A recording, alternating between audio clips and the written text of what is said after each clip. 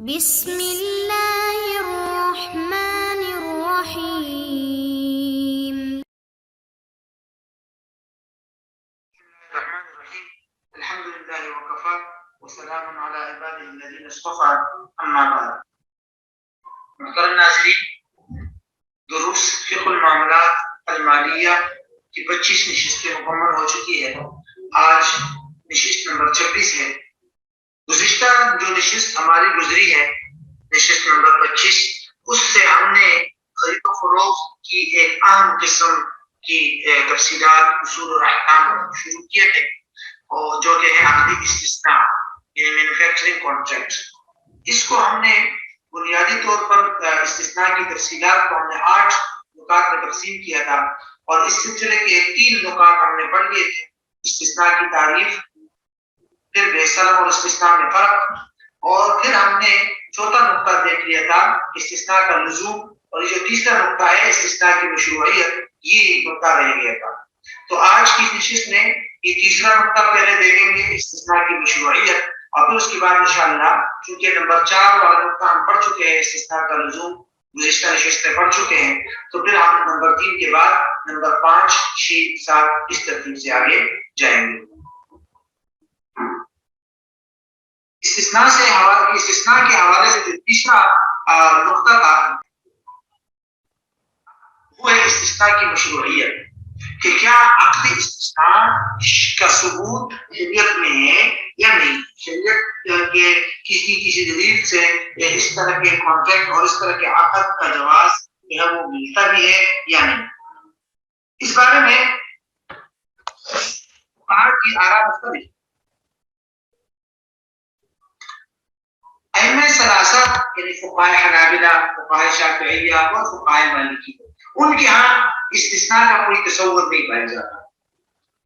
ان کے ہاں بنیادی طور پر اصول یہ ہے کہ بھئی جو چیز آپ خرید رہے ہیں اور اس چیز کو آپ ادھار رکھ رہے ہیں، چیز آپ بعد میں وصول کریں گے، اب وہ آپ بنوا رہے ہیں یا نہیں بنوا رہے ہیں، دونوں کے ایک ہی حکم ہے. آپ چیز بنوا رہے ہیں آرڈر پہ یا نہیں بنوا رہے، گندم وغیرہ خرید رہے جو بنوائی نہیں جاتی، سب کا یہی حکم ہے. کیا کہ بے سلم کی جو شرائط پیچھے ہم نے پڑھی تھی، اگر وہ شرائط پائی جا رہی ہے تو وہ کانٹریکٹ ٹھیک ہے اور وہ بے سلم ہے. لیکن اگر وہ شرائط موجود نہیں ہے تو پھر وہ عقد درست نہیں ہے، خواہ استثناء ہو، کچھ بھی آپ نام دے دو، لیکن بے سلم کے علاوہ استثناء نام کی کوئی چیز نہیں. تو استثناء کا کوئی تصور دیگر ائمہ کے ہاں نہیں ملتا. جبکہ فقہاء حنفیہ کے ہاں استثناء کا عقد جائز ہے. حنفیہ فرماتے ہیں کہ بھی باقاعدہ اس طرح کا عقد جو ہے یہ شرعی اعتبار سے جائز ہے. ایک بنیادی اور بڑی دلیل تو حنفیہ کے پاس یہ ہے کہ اس پر تعامل چل رہا ہے، آپ صلی اللہ علیہ وسلم کے زمانے سے لے کر آج تک سب اس پہ عمل کرتے آ رہے، لوگ آگے کو چیزیں بھی بنوا رہے ہیں، تو اس لیے اس تعامل کی بنیاد پر اس کی اجازت دی گئی ہے.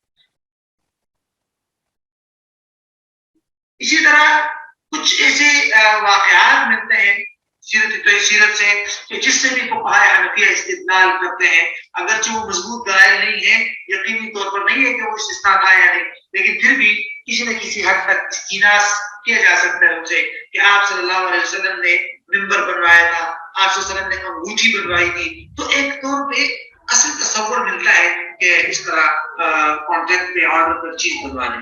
تو بہرحال فقہاء حنفیہ کے ہاں اس کا تصور ملتا ہے. اب ہم آگے کے نکات کو دیکھتے ہیں. یہ جو نقطہ ہے استثناء کی شرائط کا، 5واں نقطہ، کہ عقد استثناء کے درست ہونے کے لیے بنیادی شرائط کیا ہے. اس سلسلے میں چونکہ دیگر ائمہ کے یہاں استثناء کا تصور نہیں ہے، تو یہ جو شرائط آ رہی ہے ان میں سے یہ تقریباً ساری شرائط فقہاء حنفیہ کی کتابوں سے لی گئی ہے. اس سلسلے میں جو پہلی شرط ہے وہ ہے سنعت. سنعت مطلب مینوفیکچرنگ، کہ جو چیز آرڈر پر آپ بنوا رہے ہیں اور عقد استثناء آپ کر رہے ہیں، جس چیز کا ضروری ہے کہ وہ چیز ایسی ہو جو بنوائی جاتی ہو، جو چیز بنوائی نہیں جاتی اس میں استثناء نہیں ہے. اسی طرح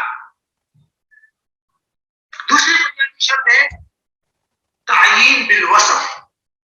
تعیین بالوصف کا مطلب یہ ہے کہ جو چیز آپ آرڈر پر بنوا رہے ہیں چیز آرڈر پر بنوائی جا رہی ہے اس کی تمام صفات وغیرہ بتا دی جائے کہ وہ کیا چیز ہے، اس کی نوعیت کیا ہے، اس کی صفات کیا ہے، اس کی ذات متعین نہ کرے یہ والی گاڑی، کیونکہ وہ جب موجود ہے سامنے اس کی طرف آپ نے اشارہ کر دیا تو اس کو کیسے بنائیں گے؟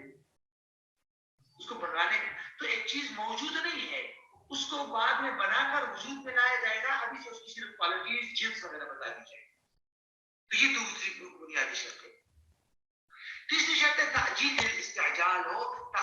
اس کے بارے میں ہم نے پڑھا تھا کہ بھئی استثناء کے اندر ٹائم مقرر نہ کی جائے چیز کی وصولی کے لیے. اگر آپ ٹائم مقرر کریں گے تو ضروری ہے کہ وہ استعجالی ٹائم ہو. استعجالی کا مطلب ہوتا ہے صرف اتنا ٹائم مقرر کرے جس میں وہ چیز بن سکتی ہے. اگر وہ چیز ایک ہفتے میں بن سکتی ہے تو ایک ہفتے کا ٹائم دے.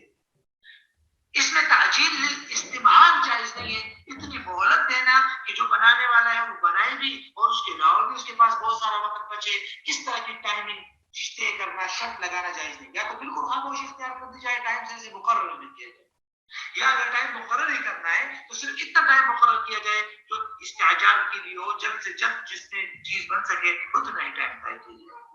یہ ہے بنیادی طور پر تیسری اور اہم شرط.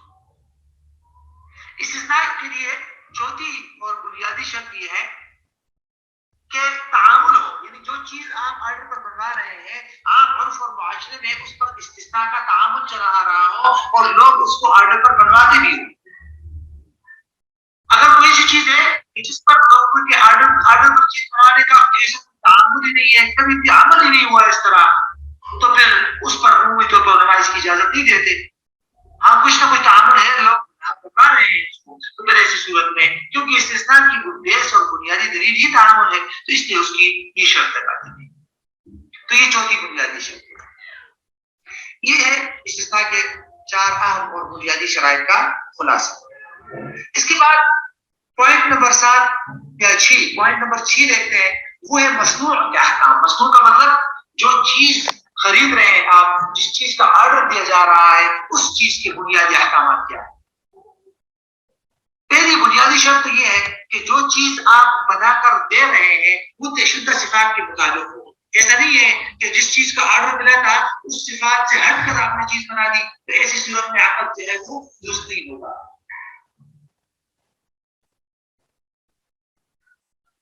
یعنی وہ خریدار پر پھر وہ چیز لینا لازم نہیں ہوگا. یہ پہلی بنیادی شرط ہے کہ چیز جو ہے وہ بنوائی جائے لیکن طے شدہ صفات کے مطابق. دوسری بنیادی شرط نہیں بلکہ حکم دوسرا بنیادی مصنوع کے بارے میں یہ ہے کہ اگر فروخت کنندہ نے یعنی بنانے والے مینوفیکچرر نے پہلے سے تیار شدہ چیز خریدار کے حوالے کر دی اور وہ طے شدہ صفات کے مطابق ہے، ذرا سمجھیے اس کو. استثناء کا عقد کرتے وقت تو یہ جائز نہیں ہے کہ خریدار یہ کہے کہ میں بطور استثناء آپ سے یہ والی چیز خریدتا ہوں. اس کی ذات متعین کرنا تو درست نہیں ہے، بلکہ صفات سے اس چیز کی صفات وغیرہ متعین کر دی جائے کہ اس طرح کی چیز میں تیار کر کے دے دو. اس نے کہا ٹھیک ہے. 1-2 دن بعد اس فروخت کنندہ کے پاس، بنانے والے کے پاس اسی جیسی چیز پڑی ہوئی تھی جس طرح کے اس کو آرڈر ملا تھا اور اس نے وہ چیز خریدار کو دے دی. یہ جائز ہے. ہاں اگر صفات میں کچھ کمی بیشی ہے تو خریدار واپس کر سکتا ہے، لیکن اگر خریدار کی صفات اور شرائط وغیرہ کے مطابق ہے تو خریدار پر اس چیز کو لینا لازم ہے. تو شروع میں تو اس طرح طے نہ کیا جائے، لیکن بعد میں اگر شروع میں صفات سے عمل کیا اور بعد میں ویسے پہلے سے تیار شدہ چیز جو ہے وہ دے دی تو یہ بھی جائز ہے. تیسرا بنیادی حکم جو ہے مصنوع کے احکام کے حوالے سے وہ یہ ہے کہ جب تک چیز بن کر خریدار کے حوالے نہ کی جائے اس وقت تک وہ چیز خریدار کی ملکیت میں اور آنرنگ میں نہیں آئے گی. اس وقت تک وہ چیز خریدار کی ملکیت میں اور آنرنگ میں نہیں آئے گی، بلکہ وہ فروخت کنندہ کی ملکیت ہوگی. جسے آج کل ہو رہا ہے، مثال کے طور پر میں ایک جگہ سے جو ہے وہ فلیٹ بک کر رہا ہوں، کوئی بڑا پلازا بن رہا ہے، اس کی تیسری منزل میں میں نے اپنے لیے ایک چھوٹا سا فلیٹ بک کر دیا جو ابھی بنا نہیں ہے، بعد میں جا کے بنے گا. کچھ پیسے میں نے ایڈوانس میں دے دیے، تو یہ استثناء میں آ رہا ہے کیونکہ وہ میری چیزیں بنا کے دیں گے. اور میں کیا کرتا ہوں کہ ابھی وہ بنی نہیں آگے سے میں اس کو فروخت کرتا ہوں، میری جائز نہیں ہے. کیوں؟ جب تک وہ بن کر میری ملکیت میں اور قبضے میں نہیں آئی، میں اس کا مالک ہی نہیں ہوں. جب مالک ہی نہیں ہوں تو صرف عقد کرنے کی وجہ سے میں اس کو آگے نہیں بیچ سکتا، یہ شرعاً جائز نہیں. تو یہ ہے بنیادی طور پر مصنوع کے بنیادی اور ضروری احکامات. اس سے اگلے کے جو دو بنیادی نکات ہیں جو کہ کچھ تفصیلی ہے، تو اس کو انشاءاللہ ایک اور نشست کے اندر تفصیل سے پڑھیں گے.